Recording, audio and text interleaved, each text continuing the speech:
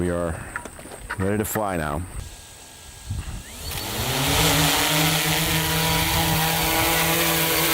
It's very smart technology, and it's foolproof, which is a good thing because they're not toys.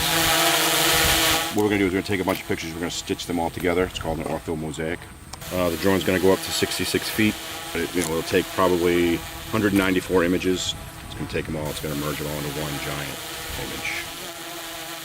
We're seeing changes in the marsh, and you're going to be able to quantify it with Scott's, drone.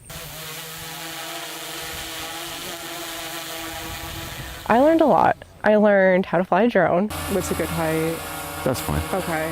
I also learned a bunch of vegetation on the salt marsh. I got to learn you could walk on the salt marsh. It's something like I never thought I would do. You look at the Google Earth image, you say, that's pretty good, right? But then once you put a drone image, especially one at 66 feet, it's amazing. Then it's a whole different look at what you're doing. It's better to have, this technology helps so much with studying, and it's almost like a third eye to looking at stuff, and it helps.